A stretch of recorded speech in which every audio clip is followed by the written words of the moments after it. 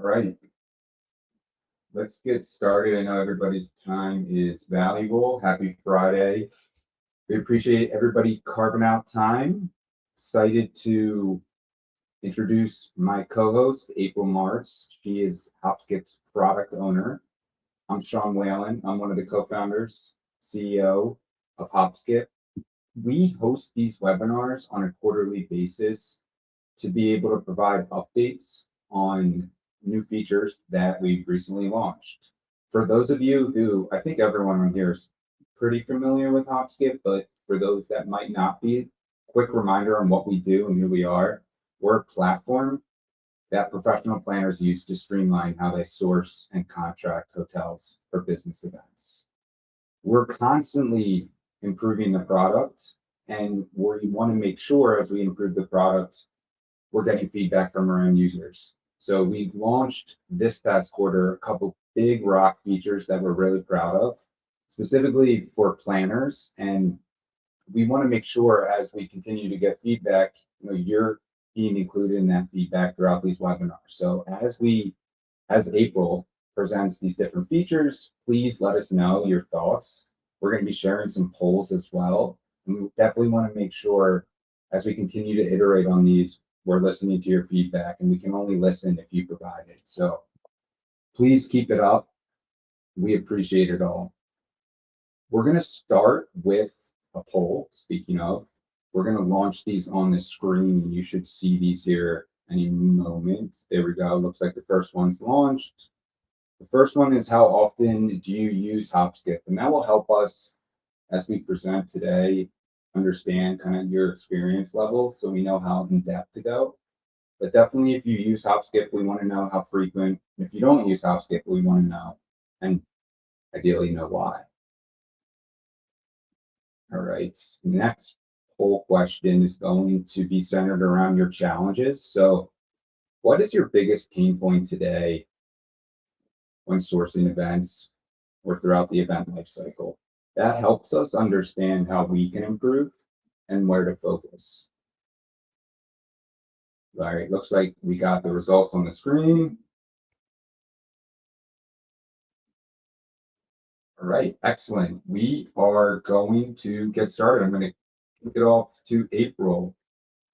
Get rolling. All right. Great. Perfect. Hi, everybody, and happy spring.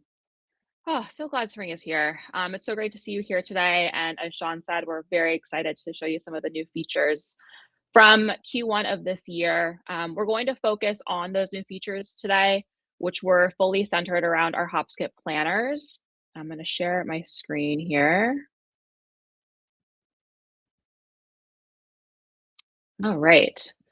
So the goal of the new features we launched is to make it even easier and faster for you all to manage your clients and your RFPs in Hopskip. All of the features we're highlighting today are available on the premium or elite subscription tier. Now, while this won't be a full top to bottom how to use Hopskip call, if you do see anything today as we're going through this that you aren't familiar with or want to learn more about, go ahead and drop a comment in the chat. We're always happy to set up a time with you for a more personalized walkthrough or a demo. And I'll be sticking around at the end of this webinar to answer any questions you may have. Okay, let's get into it. So the first new feature we're going to walk through is client profiles. The idea of this is pretty simple. Instead of keeping client details scattered across spreadsheets and files and emails outside of Hopskip, you now have a centralized place to store everything about a client right here in the platform, and you're able to automatically apply those details to an RFP. To find client profiles, you'll start by going to your planner toolbox, which is where your reusable templated content lives in Hopskip. Click the tab for client profiles to see your active clients or to create a new one. As you can see, I have a few saved clients already. To create a brand new client record, you'll click this add button, which opens up a little side drawer. And in this side drawer, you'll be able to add a client name, address, industry, currency, and website. Below that, you can save client branding. To do this, if you want to upload like a client logo, let me find my handy dandy dog images. You can crop this logo to the desired size. And then back in this client branding drawer, if you click on this little color box, you'll see suggested colors pulled directly from the logo, which you could apply as primary, secondary, or accent colors. And we'll talk later in this call about how and where those colors get applied. Once you've added basic client info in the drawer, you'll hit save. And I'm going to use Siegfried software here as an example. Once you're on a client dashboard, this first tab is what you'll see for RFP history. This is where you'll see all of the RFPs that have been associated with this client in Hopskip with the event dates and current RFP status. You can also retroactively tag existing RFPs to a client profile by clicking Add Existing RFPs. So this is great if you had an RFP for this client before you started using this feature and want to make sure your historical data is all correct. You can search for any RFPs in your planner org. You can check them off or uncheck them and add to client profile. Next is the Contacts tab, and this is where you can add new contacts for a client and store basic info for them like name, email, and title. These contacts become super useful when you are setting up an RFP because you'll be able to select directly from this contact list when you need to assign a contract signatory. You can also star whoever your primary is for this contact just for your own reference. The attachments tab is straightforward. Any documents you store here, like your very important spreadsheets, your riders, whatever you may have, these will automatically appear in the attachments for any new RFP you create for this client. Upload once and it's just there every time. RFP settings is for payment methods and preferred hotel chains. Whatever is saved here will automatically apply to any new RFP you create for this client. There's no more re-entering this payment info every single time. No more selecting chains for this client from scratch whenever you build an RFP for them. And the Notes tab is just what it sounds like. This is just an internal space to capture anything you want to remember about this client. Nothing fancy, just a really useful to have this all in one place, like how your primary contact likes to communicate, how far out this client might book, and any special considerations when booking for this client.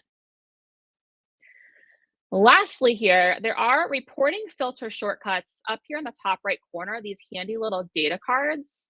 So you can click into any of these and it will automatically pull up reports from your paid reports page that are already filtered to the client's activity and bookings. This is a one-click way to track your opportunity value with this client, to track your RFP timeline, to track your cost savings.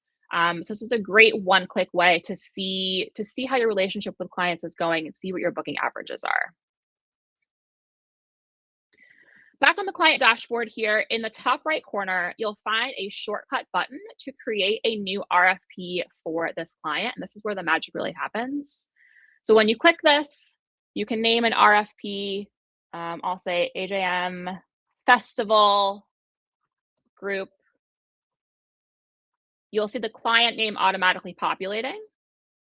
And when you create the RFP and are taken to the RFP builder, you'll notice these little lightning bolt icons next to each field that was automatically populated from the client profile. So again, if we go to like the attachments tab, I've got my super important spreadsheet and my rider, the client's default currency, all of those automatically populated fields are there, saving you a ton of time. Another way to get this info to populate and to see those little lightning bolt icons is from your RFP dashboard. When you click to create a new RFP from this button up here, or from the shortcut from this table, you'll be able to toggle on to use a client profile and select any of your clients from this dropdown. You can return to the client dashboard at any time in your planner toolbox to track RFPs, look at booking value, and modify any of that saved client info. All right, next up here, we're going to go back into the planner toolbox and look at meeting request forms. These are customizable intake forms that you can send to clients or you can put on your website to collect whatever info you might need up front. And you can map that info directly into a Hopskip RFP. When you open up a form, you'll see that it is preloaded with a bunch of standard RFP fields, things like contact info, event dates, and room block requirements. These are just the basics that most RFPs need, and they're already going to be there for you. This left column is where you can select a field to edit. The middle area is where you can preview the content and the text of the field. And this right side is where you can make any changes. When you click on a field from the left, you have full flexibility to customize here on the right. So you can change the label, you can edit the prompts that the client sees, so the language matches how you actually communicate. You can make fields required or not required, and remove any fields that maybe aren't relevant for you from this form. When you are editing something on the right, there will also be this little tooltip telling you where exactly that info from a form will get mapped to an RFP. This add question button will open up a side drawer where you'll see additional Hopskip fields, as well as up to 5 additional custom questions that you want to add for anything specific to your workflow or event type. Once you have the fields that you need, you can use this left column to drag and drop the fields in whatever order you'd like. Then the settings tab here is where you can customize how the form looks. You can customize a message once someone has filled out the form, as well as add any site that you want to redirect them to. By default, a meeting request form will use your planner org branding, but you can modify that here to be whatever you'd like. After that, you can click View Form in the top right to preview the whole thing, exactly what your clients will see. When you're ready to go ahead and share this out, you can click the Share button in the top right corner, and you can share this via a simple link. So you'll copy this and send it via email or add somewhere on your website or business portal. Your clients do not need a Hopskip account to fill it out. They simply click the link, complete the form on any device that is mobile friendly, and they get immediate confirmation that their submission was received. And then the best part is that once a form has been submitted, you can convert that directly into a Hopskip RFP. So all submissions come into the centralized submissions dashboard, where you can click this actions menu to view a response summary. So you can see a summary and overview of what was provided in the form response. And then you can convert that right into an RFP. Hopskip then maps the information directly in the RFP builder for you. So all you have to do is add a name, refine some of the tabs up here, like maybe some contract terms, event type or industry type. And then all you have to do is really start sourcing from there. There's no retyping, no copying and pasting. Everything the client submitted is already there, ready for you to review and keep going with your process.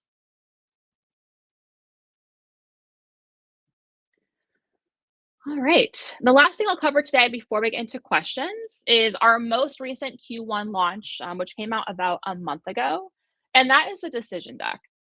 So the decision deck feature is to replace the process of downloading a file, attaching it to an email, sending it over, getting feedback, making changes, downloading, resending, all of that. You know the drill. It's a lot of clicks, it's a lot of back and forth.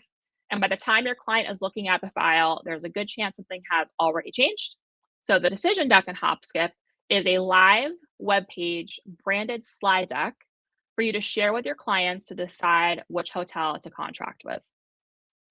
To get started, you will open any RFP that's receiving proposals and find the decision deck tab.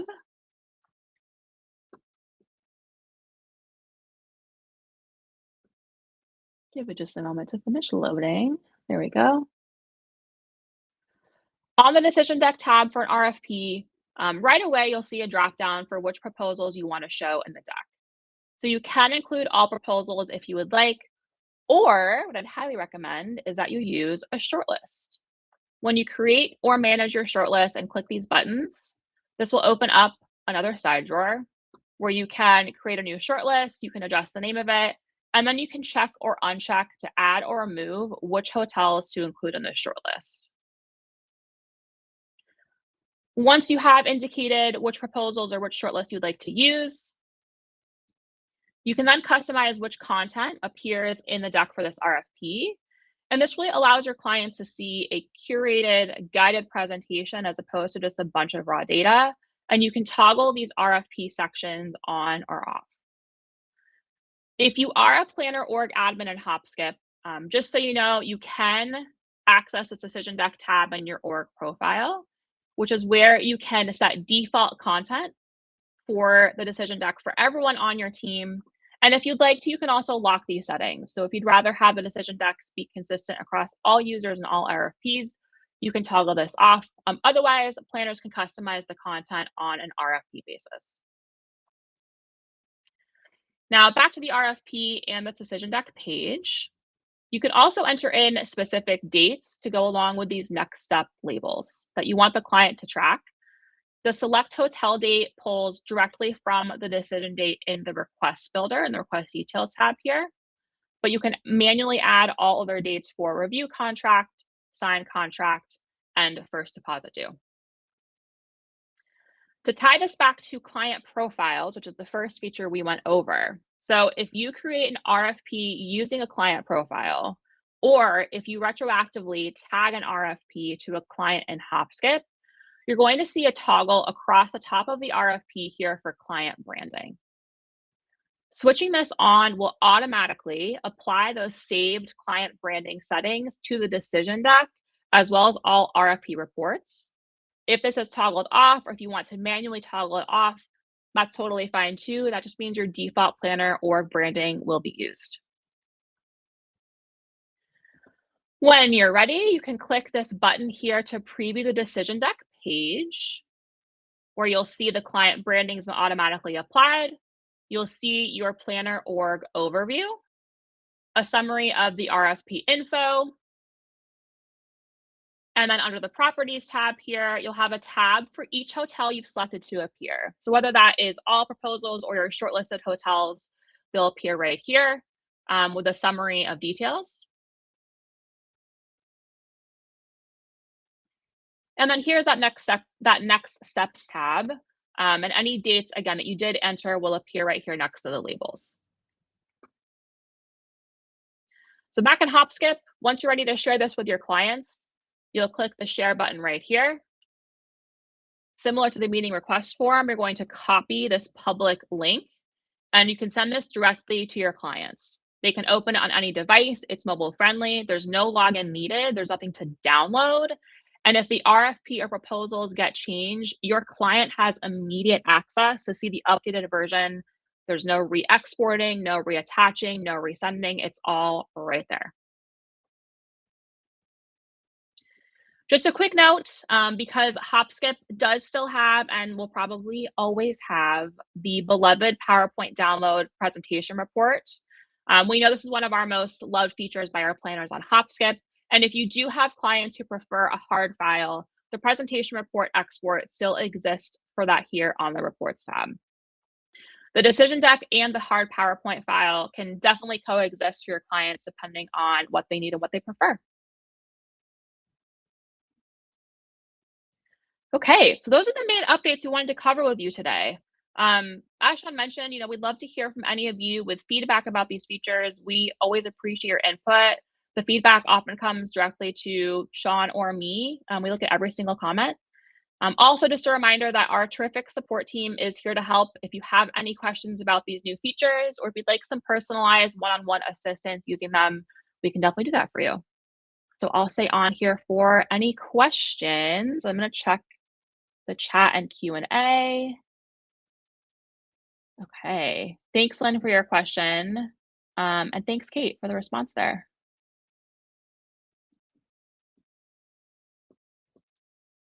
Okay. Any questions? Feel free to drop them in the chat. Any feedback on these new features?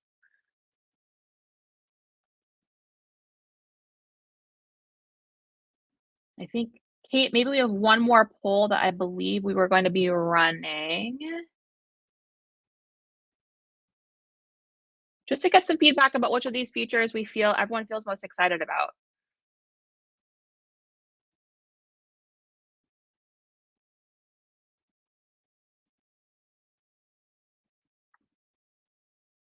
Nice. Nice. Love to see it. Decision deck, taking it away. Right on. I love that feature, so I'm excited that you guys are excited about that feature. Great. Meeting request forms, yeah, you can convert those forms right to RFPs, saves you so many clicks, so much typing. Love to see that.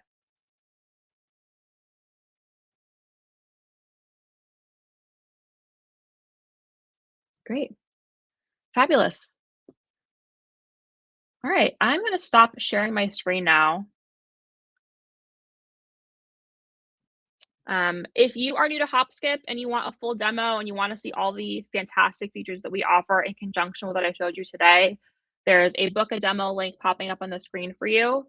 Feel free to book time with someone from our fabulous sales team to get a full end-to-end walkthrough. Otherwise, I'll stay on for a few more minutes for additional questions. I know we finished up pretty quickly today, but happy to chat through anything you guys all may need. And if not, have a great weekend.